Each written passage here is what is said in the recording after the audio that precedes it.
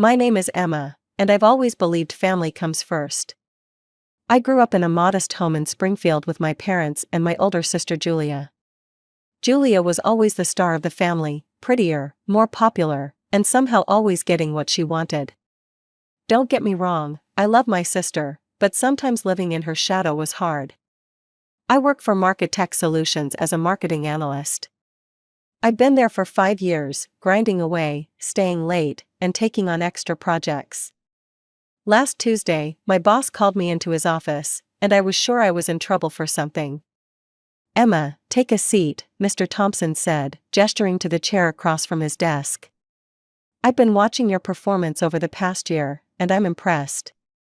I shifted nervously in my chair, waiting for the but that usually followed such statements. "We're opening a new branch in Colorado, and I'd like you to head up the marketing department there.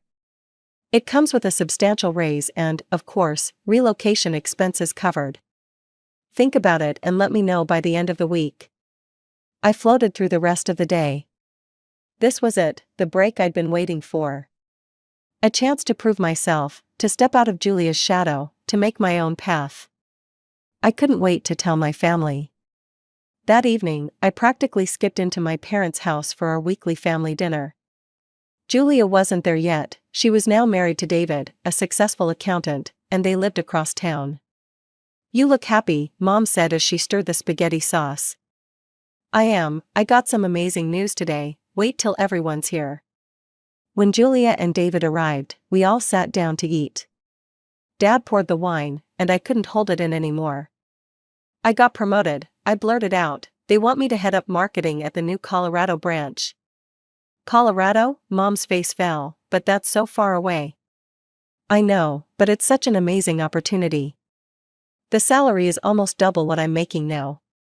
Mom put down her fork. "Emma, this isn't a good time for you to leave." "What do you mean?" Mom glanced at Julia, who suddenly looked down at her plate. "Julia has been struggling since the baby was born.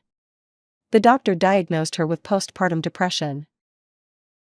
I looked at my sister in shock. Julia had given birth to my nephew Ethan just 2 months ago. She seemed tired, sure, but I hadn't realized things were that serious. "I'm sorry, Julia, I had no idea," I said. Julia dabbed at her eyes with a napkin. "I didn't want to worry anyone, but it's been really hard." Mom reached over and squeezed Julia's hand. "She needs family support right now. David works such long hours, and they can't afford a full-time nanny." "We were actually thinking," Dad added, "that it might be best if Julia and David moved in here for a while, just until she gets better." I felt my dream slipping away, but the promotion. "There will be other promotions," Mom said firmly. "Family comes first, Emma. Julia needs you right now." I looked around the table, at my mother's determined face, my father's apologetic one, and Julia's downcast eyes. I thought about the opportunity slipping through my fingers, but also about my tiny nephew who needed his family.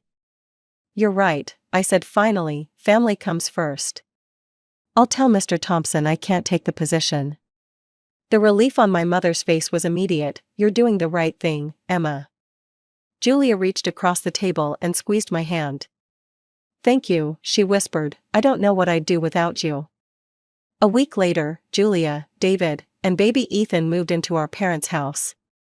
I stayed at my current position but negotiated a small raise. It wasn't Colorado, but it was something. I started giving $2,000 of my monthly salary to help with Julia's medical bills and baby expenses. My routine quickly changed. I'd work all day, come home for a quick dinner, then take over baby duty while my parents cooked and Julia rested. I'd rock Ethan, change diapers, give him baths, and put him to bed. By the time I crawled into my own bed, I was exhausted. But this was temporary, I told myself. Julia would get better, and then life would return to normal. I'd get another chance at advancement. For now, family came first. We Wilsons stuck together through thick and thin. The weeks turned into months, and before I knew it, an entire year had passed. My life had fallen into a predictable routine: work, home, babysit, sleep, repeat. I was exhausted all the time, but I kept telling myself it was worth it for my family. Every morning, I'd rush out of the house while Julia was still too tired to get up with Ethan. Every evening, I'd return to find her lying on the couch, claiming she'd had a terrible day. My parents hovered around her like she might break at any moment. "How are you feeling today, sweetie?" Mom would ask Julia while I warmed up Ethan's bottle. "Still so foggy," Julia would sigh dramatically, "the medication just makes me feel like a zombie." I'd take Ethan from Mom's arms. "I've got him. You two should eat dinner before it gets cold." Ethan was a year old now and becoming more of a handful every day.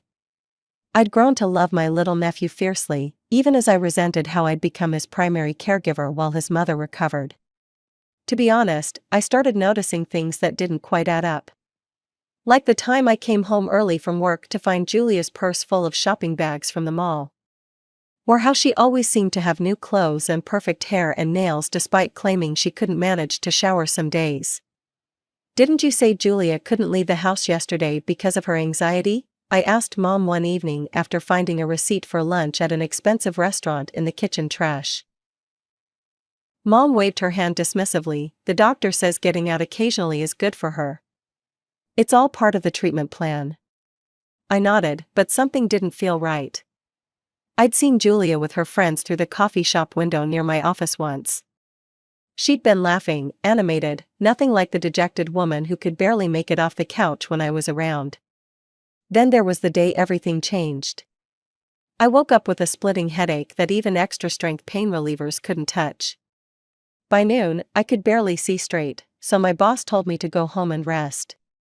I hadn't called ahead to tell anyone I was coming home early.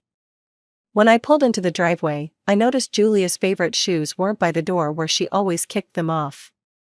Odd, since she'd told me she hadn't felt well enough to get dressed in days. I quietly let myself in, planning to go straight to my room and lie down. That's when I heard it, Julia's unmistakable laugh ringing out from the kitchen. Not a polite chuckle or a weak smile, but her full-bodied, head-thrown-back laugh that I hadn't heard in months. And then, I heard her say between laughs, "Melissa ordered another round of mimosas," and we completely lost track of time. The waiter had to remind us they were closing for the afternoon. I stood frozen in the hallway, my headache momentarily forgotten. This didn't sound like someone suffering from debilitating depression. I pushed open the kitchen door. Julia was sitting at the table with Mom, both of them smiling over coffee and the leftover cake from Dad's birthday. The moment Julia saw me, her face transformed. The smile vanished, her shoulders slumped, and she reached for a tissue. "Emma," she said in that fragile voice I'd grown used to, "I didn't expect you home so early." "I have a migraine," I said, watching her closely. I couldn't concentrate at work. Mom immediately jumped up. "Oh, you poor thing. Let me get you some tea and an ice pack." "No need," I said, still looking at Julia. "What were you two laughing about?" It sounded funny. Julia and Mom exchanged a quick glance. "Oh, just a silly commercial on TV," Mom said. "I thought I heard you talking about mimosas and a waiter." Julia dabbed at her eyes with the tissue. "Just a story from before, you know, before Ethan. Sometimes Mom makes me talk about happier times. Dr. Harrison says it helps." That night, after putting Ethan to bed, I confronted Mom in the kitchen while Dad watched TV and Julia took one of her long therapeutic baths. "Mom, is Julia really still suffering from postpartum depression? It's been a year, and sometimes she seems fine." Mom tensed as she dried a plate. "Of course she is, why would you ask that? I heard her laughing today, talking about going out with friends. That doesn't sound like someone with severe depression." "Emma," Mom said firmly, "mood swings are part of her condition. Some days are better than others. Don't make judgments about things you don't understand." "I'm not judging, I just want to make sure we're actually helping her, not enabling." "Enabling?" Mom's voice rose. "Your sister is sick. She's getting treatment. It's not your place to question her illness." I backed down, but that night, I couldn't sleep. I grabbed my laptop and started researching postpartum depression. I read article after article about symptoms, treatments, and timelines. Yes, mood swings were mentioned, but what I was seeing with Julia didn't match the overall picture.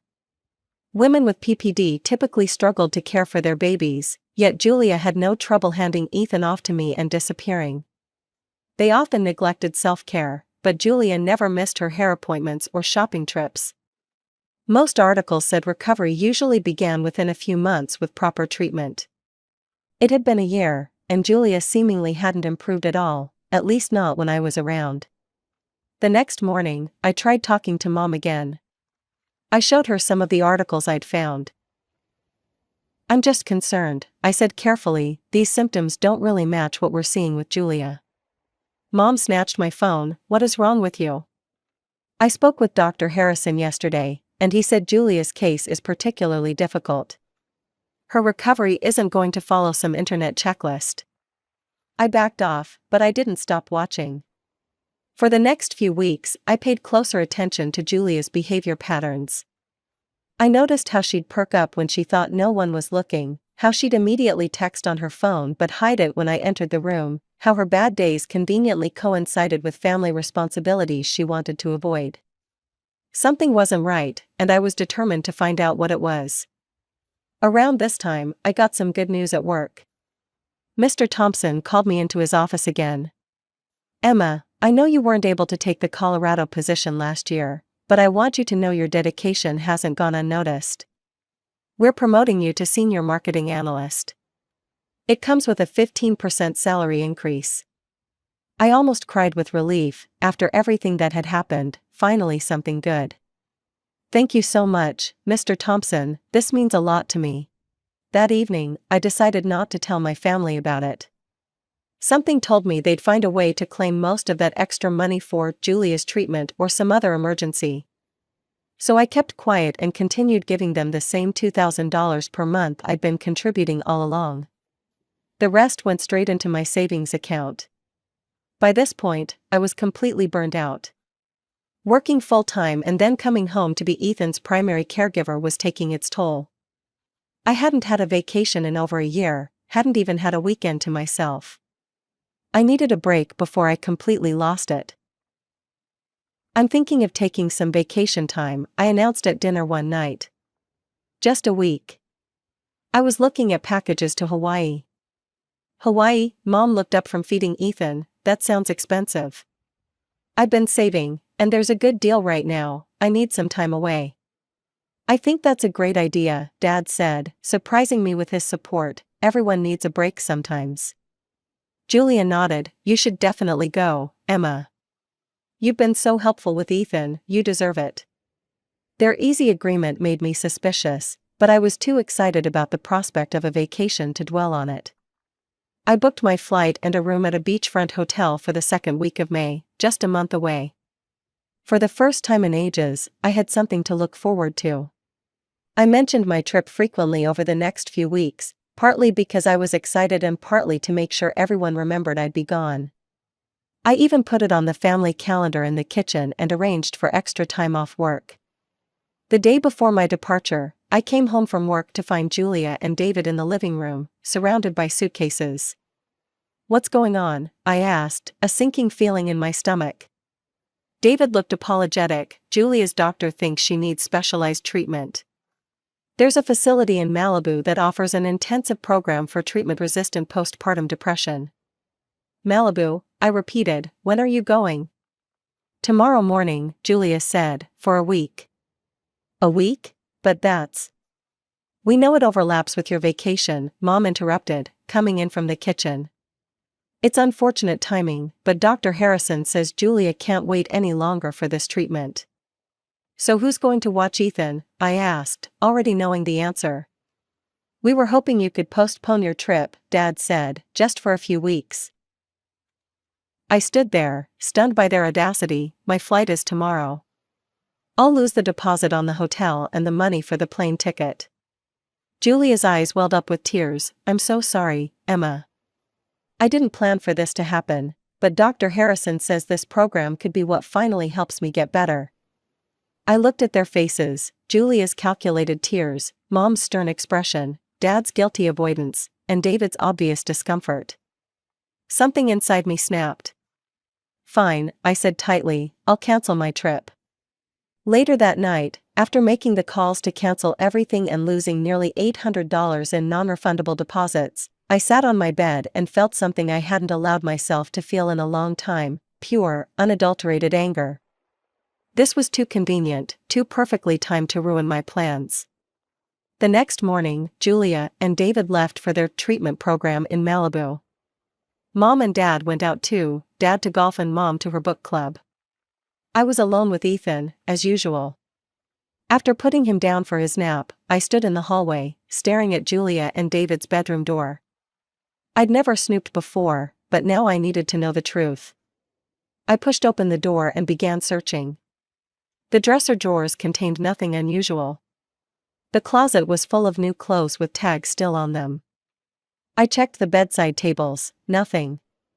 No prescription bottles, no doctor's notes, no therapy worksheets.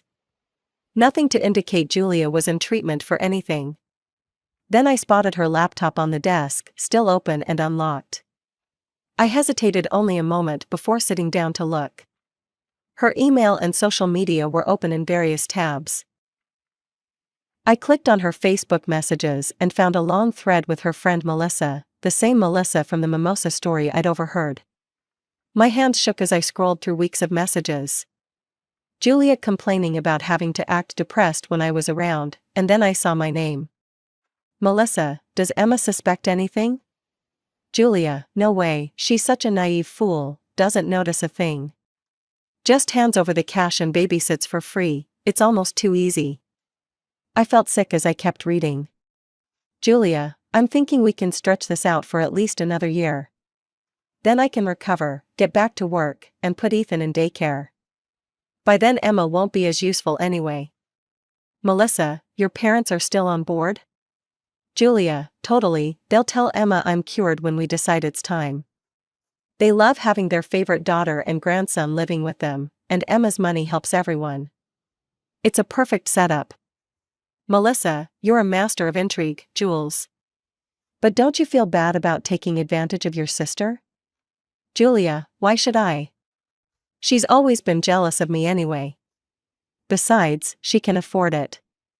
And we've saved so much on childcare this year. I sat back, my whole body numb with shock.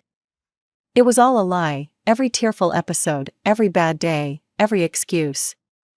Julia had been faking her depression for an entire year while I worked myself to exhaustion caring for her child and giving them my money. And my parents knew, they were in on it. My phone buzzed with a text from Mom, can you have dinner ready by 6? We're bringing home Chinese for ourselves but forgot to ask what you want. They weren't even bringing food for me. It was such a small thing, but somehow it crystallized everything. I snapped photos of Julia's conversations as evidence, then closed the laptop exactly as I'd found it. I spent the next few days pretending everything was normal while secretly making arrangements. I called my friend Stacy, who'd been urging me to get away from my family for months.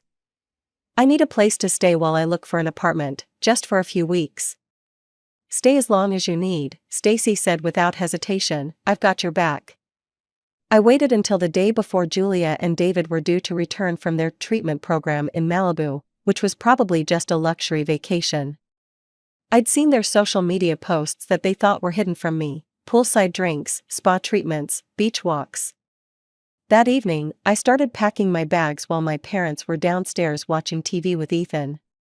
When I came down with my suitcases, the look on their faces was priceless. Emma, Mom stood up, what's going on? I'm leaving, I said simply. Dad frowned, what do you mean you're leaving? You can't leave now, Julia's not even home. Exactly, Julia's not home because she's on vacation in Malibu, not getting treatment for an illness she doesn't have. My parents exchanged panicked glances. Emma, you're not making any sense, Mom said, her voice wavering. Julia is very sick, she's at a specialized treatment facility. I pulled out my phone and showed them the photos I'd taken of Julia's messages with Melissa. She's been faking it, for a year, and you both knew. Mom's face went white, Dad started stammering about misunderstandings. You've all been using me, I said, surprised at how calm my voice sounded. You took my money, you took my time, you made me give up a promotion and cancel my vacation. You used me as a free babysitter and an ATM. Emma, this is all a misunderstanding. Dad tried, we were just trying to help Julia. No, you were helping Julia at my expense. You've always favored her, but this goes beyond favoritism, this is fraud. Mom switched tactics, her voice hardening. You're being ridiculous, we're one family, we help each other. Help each other, I laughed bitterly, when have any of you helped me? I've calculated exactly how much you've taken from me. $24,000 from my salary over the past year, plus approximately $12,000 in childcare services if I'd been paid as a babysitter. You owe me $36,000. Dad stood up, his face reddening, now you're being absurd. We don't owe you anything, that's what family does. No, Dad, family doesn't lie and manipulate each other. Family doesn't fake mental illness to avoid responsibility. If you don't pay me back, I'll take you to court. You wouldn't dare, Mom hissed. I have Julia's messages admitting the fraud. I have bank statements showing all my transfers. I even have the receipt from the treatment center in Malibu, which is actually a luxury resort and spa. I'm sure David's employer would be very interested to know he participated in this scheme. Dad's face paled. You'd destroy your sister's marriage? Break up this family? You already broke this family when you decided to exploit me, I replied. I'm giving you 1 week to transfer the money to my account. If you don't, I'll file charges and make sure everyone knows what you did, relatives, friends, your church congregation, everyone. This is outrageous, Mom sputtered, after everything we've done for you. What exactly have you done for me lately, Mom? Besides take my money and time? I've been working full-time and coming home to be a parent to a child that isn't even mine, while his actual mother goes shopping and meets friends for drinks. I picked up my bags and headed for the door. You can't just leave, Mom called after me. What about Ethan? I turned back, my hand on the doorknob. Ethan has 2 parents and 2 grandparents. Maybe it's time they started acting like it. I walked out and didn't look back, even as I heard my mother calling my name. Stacy was waiting in her car at the curb. When I got in, she squeezed my hand. You okay? No, I said honestly, but I will be. 3 days later, I signed a lease on a 1-bedroom apartment near my office. It was small but perfect. Mine. No one to take advantage of me, no one to make me feel guilty for putting myself first. When Julia and David returned from Malibu, they blew up my phone with calls and texts. At first, they were angry, then apologetic, then pleading. Julia, please talk to us, we didn't mean for things to go this far. David, Emma, we're truly sorry, let's meet and work this out. I didn't respond to any of them. 1 week after I left, exactly as I'd warned, I received a bank transfer notification. $36,000 from Julia and David's joint account, no message attached. Julia, we sent the money, can we talk now? I finally replied, I got what I needed from you, don't contact me again. Then I blocked their numbers, emails, and social media accounts. I did the same for my parents when they tried to reach out. It's been 6 months now since I walked away from my family. Sometimes I miss them, or rather, I miss who I thought they were. I miss the idea of being part of a family that truly cared about each other. But I don't miss being used and taken for granted. I'm still at Market Tech, but there are rumors about a new branch opening in Austin next year. I've already told Mr. Thompson I'm interested. The farther from this city and the memories it holds, the better. Sometimes I lie awake at night and wonder if I'll ever be able to forgive them. Not for their sake, but for mine. The anger and betrayal still burn inside me, making it hard to trust anyone new. But I'm working on it, I'm saving for a down payment on my own home.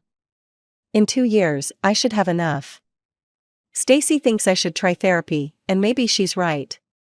Not everyone is like my family. Not everyone will use me if I let them in. The other day, I ran into Julia at the grocery store. I was in the produce section when I heard Ethan's voice calling Emma, Emma. I turned to see him reaching for me from a shopping cart. He's almost 2 now and talking more. Julia stood frozen beside him, looking like she'd seen a ghost. For a moment, I felt a pang of longing. I missed that little boy. But then I remembered everything his mother had done, everything my parents had enabled. I put down the apple one was holding, turned, and walked away. Julia didn't follow me. Maybe someday I'll create a new family, one built on honesty and mutual support rather than exploitation.